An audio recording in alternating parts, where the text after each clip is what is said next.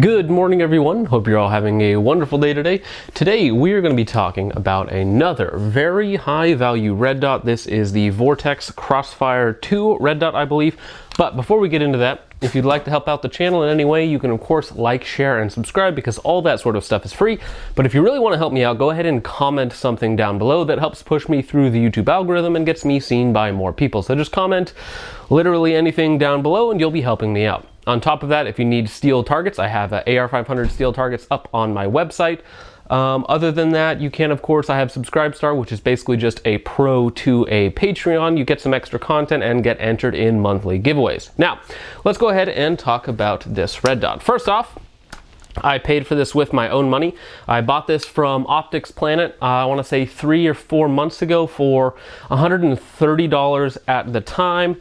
So I paid my own money for this. Nobody sent me it out. Nobody's paying me to review it. So it's just, again, my personal opinions on the optic. Now, speaking of price, I paid $130 for it. However, this is one of those red dots that if you find it on a really good deal can be anywhere from like $110, maybe $100 on the best possible deal, all the way up to like $150 to $160 depending on where you're looking at it. So for $130, $115, somewhere in that range, because again, I paid $130 for it. This is what I would consider one of the really good high value red dots. It competes with like the Holosun 403B, the SIG Romeo 5, which we will talk about because that is probably still the best red dot in this price range. But yeah, so that is the price. Now let's go ahead and get into the features, which are fairly standard again for a big manufacturer's more high value options. So what we have is 2 mounts that come with it in the box.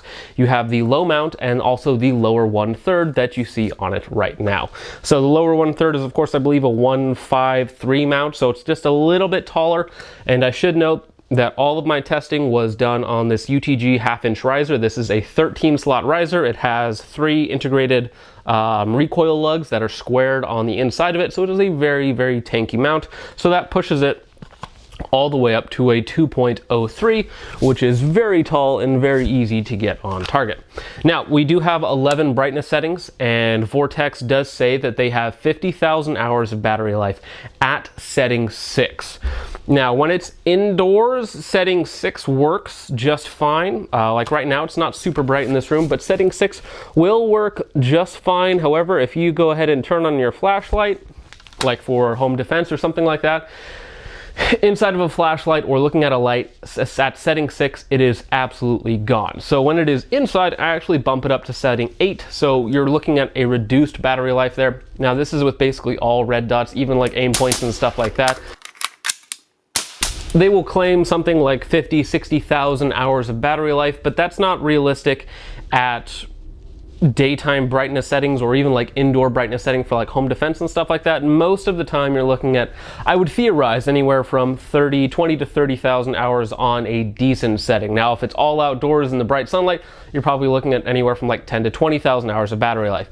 Now that's still very good because at 50,000 hours, you're looking at about 5 years. Even if it was only 30,000, that's still 3 years. Now, 3 years of battery life on a 2032 for home defense, that's pretty excellent. Now you can change your batteries every year, every other year, and you will probably be just fine. And again, CR 2032s are like $1 or $2 depending on how you buy them. Now, so you do have 11 brightness settings, as I mentioned. Generally speaking, I'm running it on setting 8. If I'm outside in bright sunlight, I'll run it on setting 9. I'll show you guys inset footage of all of this with the different brightness settings and that sort of thing.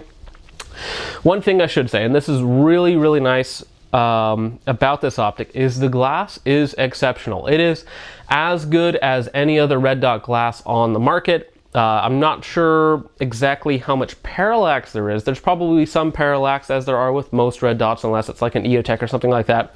But the glass itself is very, very good. So, which makes it exceptional for running with a magnifier. Like here we have the SIG Juliet 3 micro magnifier that I've been running for a long time. Really like it. Has good glass. And the Vortex does not hold it back in any way. In fact, it has probably slightly better, at least to my eyes, it looks slightly better than my SIG Romeo 5, though again, the SIG Romeo 5 also has very, very good glass for only being, you know, $110 to $150 optic. On top of that, the 2 MOA dot is actually very, very precise. So I've taken this red dot with magnifier out to 300 yards, I want to say. No issues whatsoever. Most of the shooting that I've been doing with this has been on 5.56. Both this is a 10.5-inch Roscoe build now. It was also on a 10.5-inch other barrel. I'm not really sure what the other barrel was. I'll kind of get more on that. Also on my 12.5-inch Roscoe all the way on the left back there. So most of it has been on 5.56. I also did use it as an offset on my 16-inch SPR build, and also on my 12.5-inch 308. I used it as an offset red dot on the worn Ram 30 mount, so it was a integrated offset. So I've used it for probably around 1,000 rounds, not including 22, because I have used it also on this 22 long rifle conversion kit from CMMG, which we'll talk about a little bit later. So not including 22 long rifle, the testing that I've done on this optic for about 3 months has been about 1,000 rounds, mostly 5.56 and maybe 100 or a little bit more rounds of 308. So in terms of durability, it has been very, very good in that regard. One thing I do want to say about the tall mount here is it's very thin. It looks a lot like the SIG MSR, how it's very spindly and very lightened a lot, unlike the SIG Romeo 5, which basically leaves all the material in. So it is fairly lightweight at like 5.1 ounces, 4.9 ounces, somewhere right in there. It is very lightweight, but it does not have an integrated recoil lug in the mount. So I was a little worried about zero shift, not necessarily under standard recoil, but for like drops and stuff like that. And since I've already mentioned it, we might as well go ahead and go into it. Basically, every optic that I test gets a double drop test. So this one here was no different. So we went ahead and did a double drop test on it from shoulder height. One on the top of the optic and one on the side of the optic from shoulder height for me, which is about 5 feet. Not a terribly tough test, but it should show us if there is any zero shift. It's about the roughest drop that you're gonna get normally, unless you just throw it off of a building. And at 25 yards, there was zero appreciable zero shift. I did pull one round in the beginning, but that's my fault, not the red dot. Now, we could have tested it at further ranges like 50 and 100 yards, but for me with a red dot, I would be the limiting factor there. And 2 MOA red dot, even though it's precise enough, 2 MOA is not super precise, so even if I was shooting a bigger group at like 50 and 100 yards, that'd be more indicative of my skill and not necessarily actual zero shift. So we have not re-zeroed the optic after 1,000 rounds and 2 drops, and again, it has been mounted to this UTG 1/2-inch riser with no problems whatsoever. Now let's go ahead and talk about the overall design of the optic and some of the things that I like and don't like about it. So now, of course, we do have capped windage and elevation turrets. They are not captured, and I do have a tendency to lose these little things when I take them off. Not the optic's fault, that's my fault. I believe the clicks are in 1/2 MOA. They are actually fairly pronounced and very, very audible, which I really like. The top one is very nicely covered by the ridge on top, so it's very well protected from accidental bumps or whatever, even though the turrets are recessed. But on the windage one, it is not recessed whatsoever, so it's kind of just sitting there exposed right behind the battery cap, which the battery cap also doubles as your illumination setting. Now, I do like the illumination settings. You do have 11 of them. However, it does not fully rotate, so on 11 there's a hard stop and you have to run it all the way back down to 0 on the other side. Speaking of 0 though, you also have 2 night vision settings. Now that's, again, fairly standard actually for this price range of optics. Most optics manufacturers for, again, their $100, $150 red dots are putting in night vision capable settings because, of course, red dots are really good under night vision. So they have 2 night vision settings, so night vision 1, night vision 2, and then it just goes right into your regular brightness settings. Generally speaking, I would use 7 or 8 for indoors, or if you're using a white light or something like that, and then 8, 9, or possibly 10, though I've really never found the use for 10 or 11 outside. So overall, I think that the external design of the optic itself is very nice. You don't really have any protection on this windage dial, though I don't think that's really ever going to come into play. The one thing that I'm not a huge fan of on this optic is the mount itself. As I mentioned, there is no integrated recoil lug. It is fairly spindly, which I guess makes it a little bit lighter, but again, it's only like a 1/2 ounce lighter than the SIG Romeo 5, and the SIG Romeo 5 just has a lot more material actually holding it together. For some people, they're really gonna like that. For home defense, for anything else, I think it's gonna be perfectly fine.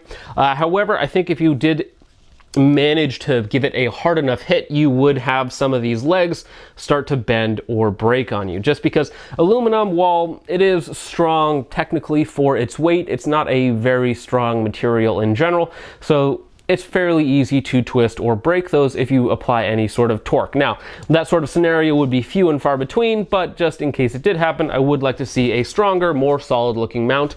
And again, I'm not worried about like an extra half ounce or so. Now, one thing that I should mention, for again that $130, $150, you do get the included low mount as well. Now, I have used the low mount again as an offset red dot when I was using this as an offset red dot, and the low mount is fairly standard. It uses the same mounting pattern as basically all of these red dots, so I believe it's based off of like the Aimpoint T1 or T2 mounting system. So basically it's interchangeable with all of those mounts, so there are literally hundreds of extra mounts on the market. If you wanted to switch out the mount for something taller, something QD, you have a lot of options for that. Now, the low mount also comes with an integrated recoil lug, which I really like. I wish they would have done that on the high mount as well, just for a little bit of extra security on there. Again, not a big deal in my testing. It never came up. It never was an issue, but it's just something that I like to see. So the low mount, very, very good. No issues with it whatsoever. Integrated recoil lug basically makes it mount really low if you have like a receiver that's a little taller, like you're trying to mount it on like an AK or like a B&T or some other guns that already have a very high cheek weld on them, where you don't want to push that up to like 3 or 4 inches. Now, if I haven't mentioned it already, we are dealing with 6061 T6 aluminum, which is again pretty much industry standard. Unless you're spending a little bit more money, then you're going to get 7075 T6, which is a little bit higher strength to weight ratio. And then if you go a little bit more money than that, you end up with like some of Holosun's titanium options, which are really, really good. So the construction is also hard coat anodized, which is good. It allows it to be pretty scratch resistant. It actually looks in excellent shape for all of the times that I've tossed it around and dropped it. So that is a good thing for it. Also, of course, anytime you buy a Vortex optic, you do get one of the best warranties in the industry. And basically, no matter what you do to it, as long as you can send them back some box of parts or something of your optic, you will get a new one sent out. So that I really do like, and for the money, it's hard to say that it's not a good value, but this is the part of the video where I say that I think that the SIG Romeo 5 is still the better option, and generally speaking, you can find them for the exact same money. The only edge that I would give to this optic is that it does have, at least to my eyes, slightly better glass. The SIG Romeo 5 also has night vision settings. It also has a 50,000 hour battery life. It has more recessed turrets. It does not use the battery cap as your illumination settings. It has actually 2 rubberized buttons on top, which I like a little bit more. And the Romeo 5 also has motion activation for turning it on when it's been sitting for long periods of time, and you can actually set that to different amounts of time. So you can set it to off, you know, 10 hours, 2 hours, 5 minutes, whatever you want to set it at. So on the Crossfire, it is basically a on or off red dot. Now, I have been using this for a long time, and well, I said 3 or 4 months now, and I basically had it at setting 7 for about 90% of the time, and then 8 or 9 when I'm actually out shooting it.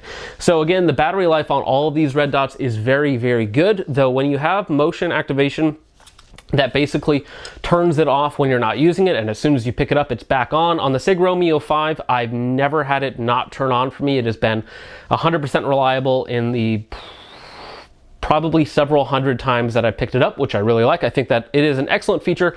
And so basically the SIG Romeo 5's battery life is actually much longer than just your 10,000 hours or 50,000 hours that they claim. So basically on this red dot, if I left it on setting 8, it would probably die in about 3 years. However, if I left my SIG Romeo 5 and it only turned on when I actually picked it up to use it, it would last probably 10 to 15 years, because again, it would last as long as the actual battery. Now, most batteries have like a 10-year shelf life-ish, but they start to degrade after that point. So the SIG Romeo 5, even if you left it on setting 9, 10, or 11, which I believe actually they only have 10 settings. If you left it on setting 10, you would still get more battery life than you would on this. Now, you can get the same effect with your Crossfire if you just always leave it off. However, with the SIG Romeo 5, for again, home defense, truck gun, something like that, you never have to worry about that. So basically, the battery on your SIG Romeo 5, or anything really with motion activation and a multi-year battery life, is basically never going to die on you, though you probably should change your batteries every now and again.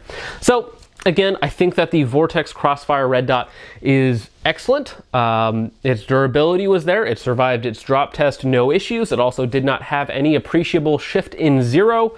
It has excellent glass. It is very easy to take out to 300 yards with a magnifier or without a magnifier if you can see your target and your target is large enough. So again, I don't really have any complaints about it whatsoever, and if you guys own it and you like it, you should, because it is, again, an excellent red dot. The only problem that I have with it is that it's just not quite as good as the Sig Romeo 5.